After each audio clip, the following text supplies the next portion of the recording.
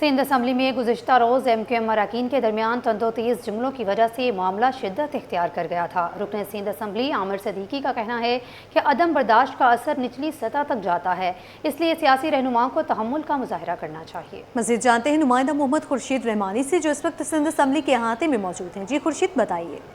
जी नाज़रीन, हम इस वक्त मौजूद है सिंध असम्बली के अहाते में और मेरे साथ मौजूद है MQM पाकिस्तान के रुकन सिंध असम्बली आमिर सदीकी साहब। इससे गुफ्तगू करेंगे। गुज़िश्ता रोज़ जो सिंध असम्बली में जो कुछ भी हुआ यह अदम बर्दाश्त है। आज अपोजिशन लीडर अली खुर्शीदी ने कहा कि 2022 में जो MQM और PSP के दरमियान इंतज़ाम हुआ था वो अननेचुरल था। इन तमाम मौज़ूआत पर गुफ्तगू करेंगे आमिर सदीकी साहब से। आमिर साहब, क्या कहेंगे? ये अदम बर्दाश्त का मामला है, अगर अरकान असम्बली इस तरह से अदम बर्दाश्त खो बैठेंगे तो निचली सतह तक जो है वो कारकुनान आपस में लड़ेंगे। क्या कहेंगे सारे मामले पर? देखिए, ये हम लेजिस्लेटर हैं और मैं समझता हूँ ये बहुत गलत हुआ कि हमें आपस में बर्दाश्त पैदा करनी पड़ेगी, क्योंकि हमारा क्या भी इख्तलाफात हो आपस में हो, और जब चार भाई घर में भी होते तो उनका भी इत्तेफाक नहीं हो पाता, तो मगर ये गलत हुआ। क्योंकि असम्बली के अंदर हम लेजिस्लेटर हैं, तो हम कौम को क्या, आवाम को मैसेज देंगे कि हम आप अंदर ये हाल कर रहे हैं, तो बाहर आवाम में क्या मैसेज जाएगा। तो मैं ज़ाती तौर पर समझता हूँ ये बहुत गलत हुआ और नहीं होना चाहिए था ऐसा वाक़या। और 2022 में जो कह रहे हैं अननेचुरल ये इंतजाम हुआ था, इसके बारे में क्या कहेंगे? देखिए, वो तो अली खुर्शीद ने बिल्कुल खुल के साफ अल्फाजों में आज बात कर दी है, तो वो तो बिल्कुल है, ये फैक्ट है, इसको कुछ झुटलाया नहीं जा सकता।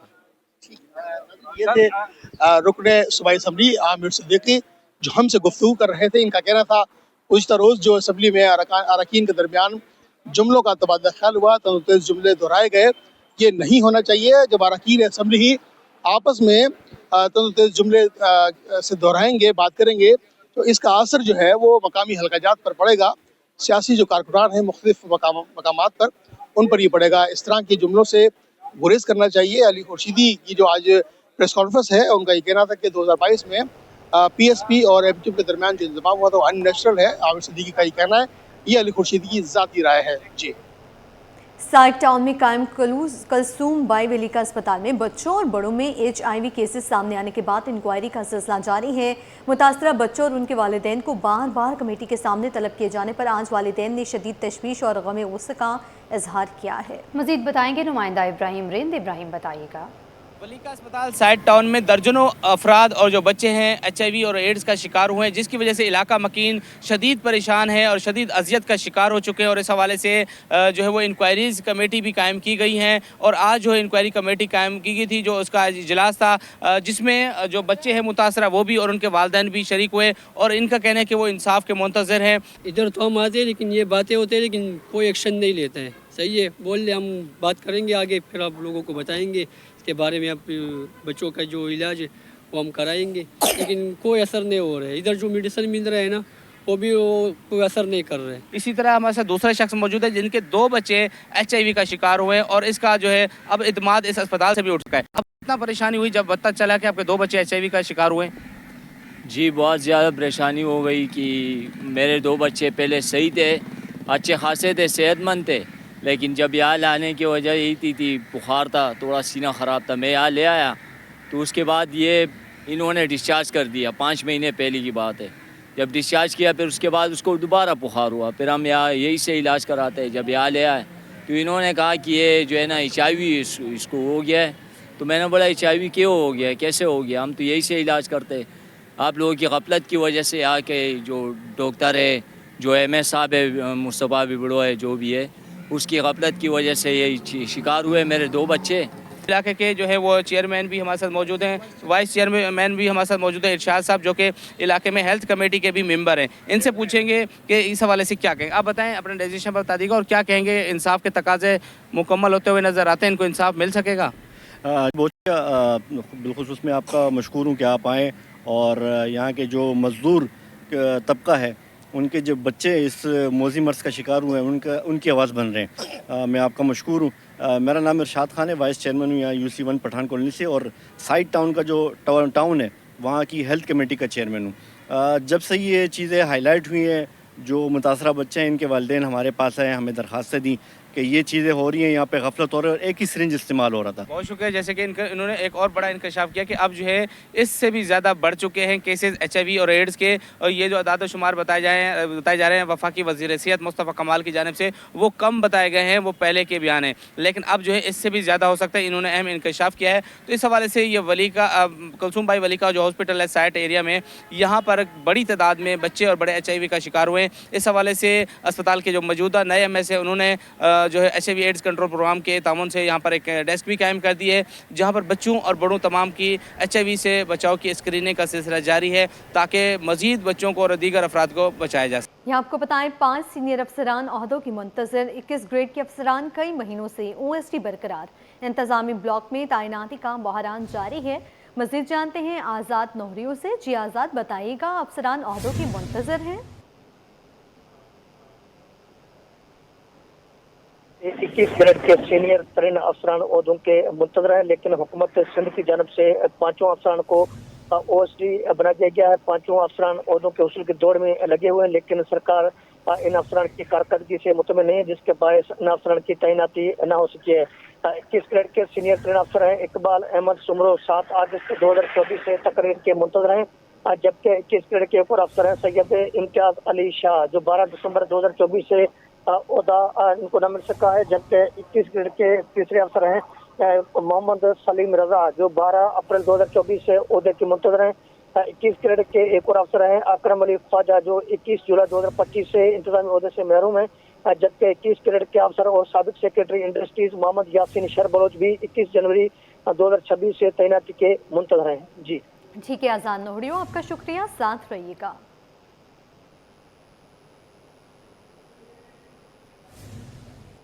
Secretary Sindh public service commission Nazir Ahmed Qureshi का तबादला। Nazir Ahmed Qureshi special secretary school तालीम तैनात। महकमा सर्विसेज जनरल एडमिनिस्ट्रेशन और कोऑर्डिनेशन ने नोटिफिकेशन जारी कर दिया है। इस नोटिफिकेशन के मुतालिक मज़ीद तफसीलात जानते हैं आज़ाद नोहरियों हमारे साथ ही मौजूद हैं। जी आज़ाद, बताइए। जी बिल्कुल, हुकूमत सिंध ने secretary Sindh public service commission Nazir Ahmed Qureshi का तबादला करके उनको स्पेशल सेक्रेटरी महकमा बराए स्कूल तालीम तैनात कर दिया है, जबकि ये 20 ग्रेड का अफसर जिसकी तैनाती कर दी गई है। जबकि महकमा स्कूल तालीम के साबिक 2 स्पेशल सेक्रेटरी सैयद जुनैद अहमद शाह और सैयद इमदाद अली शाह के तबादले के बाद ये दोनों स्पेशल सेक्रेटरी के ओहदे खाली थे। जबकि नज़ीर अहमद कुरैशी के तबादले के बाद secretary Sindh public service commission का भी ओहदा खाली हो गया है। जी ठीक है आज़ाद नोहरियों, आपका शुक्रिया तफसीलात से आगाह करने के लिए।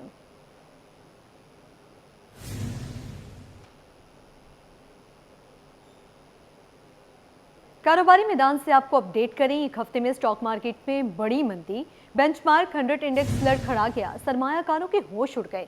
100 इंडेक्स में 6,439 पॉइंट्स की बड़ी कमी 1,73,169 की सतह पर बंद हुआ। शेयर्स की कीमत कम होने से एक हफ्ते में सरमायाकारों को 757 अरब रुपए का नुकसान हो गया है। मज़ीद तफसीलात जानते हैं ब्यूरो चीफ अशरफ खान से। जी अशरफ, अपडेट कीजिएगा मंदी के हवाले से। जी देखा जाए ये हफ्ता स्टॉक मार्केट के लिए बहुत भारी रहा है। एक दिन में यानी जुमेरात 19 फरवरी को एक दिन में 100 इंडेक्स में 6,683 पॉइंट की तारीखी कमी एक दिन की रिकॉर्ड की गई, जिसपे स्टॉक मार्केट सरमायाकारों के होश उड़ गए। मुसलसल तेजी के बाद जो मार्केट में अब रिकवरी हो रही है, फरोख्त का दबाव देखा जा रहा है। तो एक हफ्ते में 100 इंडेक्स में 6,439 पॉइंट की बड़ी कमी हुई है और 1,73,169 की सतह पे बंद हुआ है। और यहाँ पे देखा जाए 100 इंडेक्स की हफ्तावार बुलंद तरीन सतह का जायजा लिया है, जो 1,79,696 रही है और कम तरीन सतह 1,70,000 से भी नीचे रही है। एक हफ्ते में 187 अरब रुपए मालियत के 3 अरब 26 करोड़ शेयर का कारोबार किया गया है। और एक हफ्ते में शेयर की जो कीमत कम हुई है, यकीनन तौर पे 6,000 पॉइंट से ज्यादा कमी हो तो सरमायाकारों को 757 अरब रुपए का भारी नुकसान उठाना पड़ा है, क्योंकि जो शेयर की कीमत थी एक हफ्ते पहले, एक हफ्ते में जो शेयर की कीमत गिरी है तो 757 अरब रुपए का घटा हुआ है, जिससे मार्केट कैपिटलाइजेशन घटकर 19,602 अरब रुपए पर आ गई है। ठीक है अशरफ खान, आपका शुक्रिया, साथ ही रहिएगा। नाज़रीन, एक हफ्ते में पाकिस्तानी रुपए की कदर में बेहतरी देखी गई। एक हफ्ते में इंटरबैंक में डॉलर 6 पैसे सस्ता होकर 279 रुपए 56 पैसे पर बंद हुआ। दूसरी जानिब एक हफ्ते में ओपन एक्सचेंज में डॉलर 4 पैसे, यूरो 2 रुपए 77 पैसे और बरतानवी पाउंड 5 रुपए 5 पैसे सस्ता हो गया है। मज़ीद तफसीलात जानते हैं ब्यूरो चीफ अशरफ खान हमारे साथ ही मौजूद हैं। जी अशरफ, बताइए। जी, करेंसी मार्केट का जायजा लिया जाए तो पाकिस्तानी रुपए की कदर में बेहतरी देखी गई है। इंटरबैंक में बात की जाए तो एक हफ्ते में इंटरबैंक में डॉलर 6 पैसे सस्ता होकर 279 रुपए 56 पैसे पर बंद हुआ है, जबकि एक हफ्ते में ओपन मार्केट में डॉलर 4 पैसे कमी से 280 रुपए 62 पैसे पर आ गया है। जबकि देखा जाए दीगर करेंसी की बात, एक हफ्ते में यूरो 2 रुपए 77 पैसे सस्ता होकर 331 रुपए 90 पैसे पर आ गया है। एक हफ्ते में बरतानी पाउंड 5 रुपए 5 पैसे सस्ता हुआ है और 380 रुपए पर आ गया है। साथ ही हफ्ते में देखा जाए यूएई दिरहम जो है 2 पैसे कम होकर 77 रुपए 19 पैसे और सऊदी रियाल 2 पैसे बढ़कर 75 रुपए 34 पैसे पर पहुंच गया। जबकि देखा जाए स्टेट बैंक ने एक हफ्ते में जो ज़र मुबादला का डाटा दिया है कि स्टेट बैंक का ज़खायर 1 करोड़ 91 लाख डॉलर इजाफे से 16 अरब 19 करोड़ डॉलर पर पहुंच गए। इसके बावजूद देखा जा रहा है जो रुपए की कदर में बेहतरी हुई है, डॉलर और दीगर करेंसी सस्ती हुई। ठीक है, bureau chief Ashraf Khan update कर रहे थे, आपका शुक्रिया।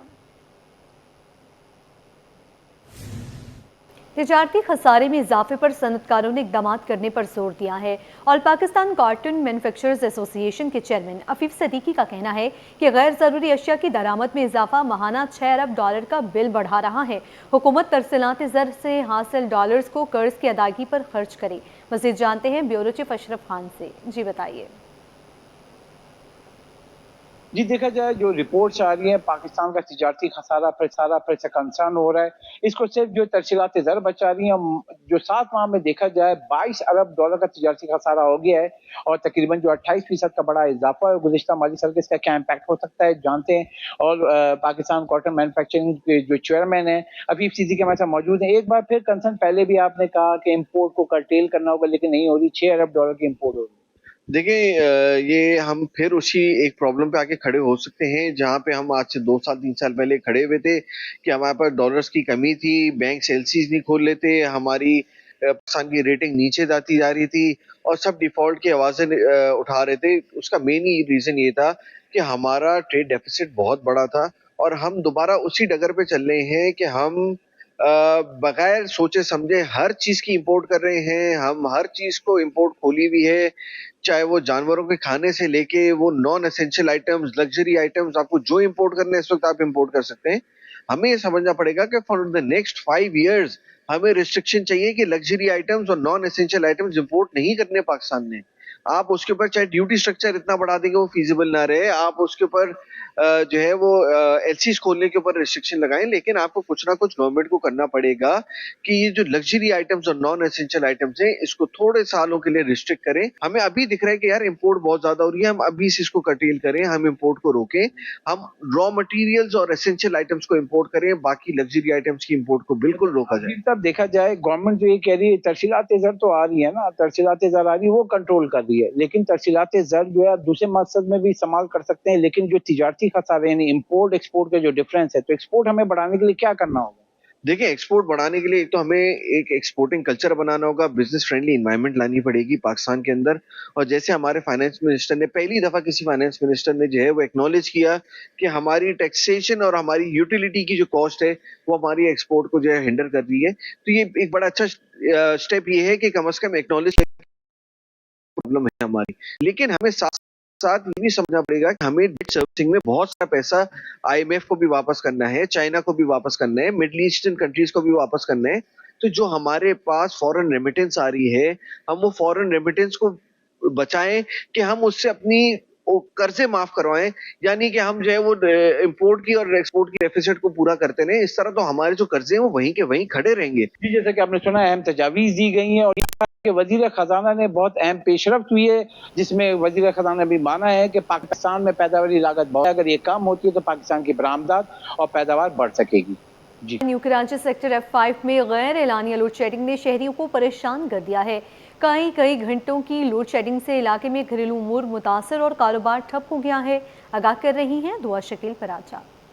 बिल्कुल, जैसे कि हमें पता है कि रमज़ान मुबारक जो है उसका आगाज़ हो चुका है और रमज़ान के अंदर भी जो है शहरियों को मसाइल का सामना करना पड़ा है। इस वक्त मैं कराची के इलाके, न्यू कराची के इलाके सेक्टर 5F की दुकान में मौजूद हूँ, जहाँ पर शहरियों को अभी भी बिजली की जो है बंदिश का सामना करना पड़ा है। लोड शेडिंग यहाँ पे जो है गैर एलानिया लोड शेडिंग की वजह से शहरी काफ़ी ज़्यादा परेशान है, ख़ास तौर पर वो लोग जो कारोबार चलाते हैं, जिनकी दुकानें वगैरह हैं। तो इसी हवाले से हमारे साथ यहाँ पे एक दुकानदार भी मौजूद है, इनसे जानते हैं। मुझे बताइएगा क्या सूरत सूरत हाल है यहाँ पे बिजली की? कितने कितने घंटे यहाँ पे बिजली जाती है? यहाँ पर तो 3-3 घंटे बिजली जाती है, होती भी नहीं है, बाई टाइम चली जाती है और सारा दिन के लिए चली जाती है। 1 घंटा आती है, 1.5 घंटे के लिए कभी चली जाती है, कभी आती नहीं है। और जो है ये मामला इसमें है, कारोबार करना बहुत मुश्किल हो रहा है। तो मुझे बताएंगे कि ये एलानिया है या गैर एलानिया लोड शेडिंग, मतलब इसको स्केड्यूल? इसका कुछ पता नहीं होता। बाई टाइम ऐसा होता है कि जो है ना, कभी बंद कर देते हैं, बताते भी नहीं है, कभी आ रही है कभी नहीं आ रही है, ऐसा मसला हो रहा है यहाँ पर ना। अब ये है कि 1.5 घंटे की लाइट आती है, रमजान का टाइम है, अब इसमें काम करना, अभी आई है लाइट और अभी कुछ पता नहीं किसी टाइम भी चली जाए, घंटे के लिए आए या 1.5 घंटे के लिए आए, और जाती है 3-3 4-4 घंटे चली जाती है। बाई टाइम ऐसा होता है कि आ रही है तो आ रही है, नहीं आ रही है तो चली गई। ये मामला बहुत होता है इसमें। जी बिल्कुल, इस वक्त हमारे साथ दुकानदार मौजूद थे। इनका यही कहना था कि यहाँ पे गैर एलानिया लोड शेडिंग का जो है बहुत ही बुरा हाल है कि कभी भी बिजली आ जाती है और कभी भी चली जाती है। तो यहाँ पे इस हालात के अंदर कारोबार करना काफी ज्यादा जो है वो मुश्किल हो चुका है, और साथ ही साथ रमजान मुबारक भी है, उसके अंदर भी बहुत ज्यादा ख्याल रखना पड़ता है। लेकिन इनकी यही जो है दरख्वास्त है इंतजामिया से कि वैसे तो नहीं ख्याल, लेकिन रमजान के अंदर कम अज कम इस चीज का ख्याल करना चाहिए कि रोजेदार वगैरह होते हैं, कारोबार वगैरह चलाने होते हैं, तो लोड शेडिंग का जो कम अज कम जो स्केड्यूल है वो दे दिया जाए ताकि जो शहरी हैं वो पहले से अपना काम निपटा लें। नाज़रीन, रमज़ानुल मुबारक में भी शहर कायद में पानी का बहाल है। मुख्तलिफ इलाकों में पानी की किल्लत ने शहरियों को मुश्किलात में डाल दिया।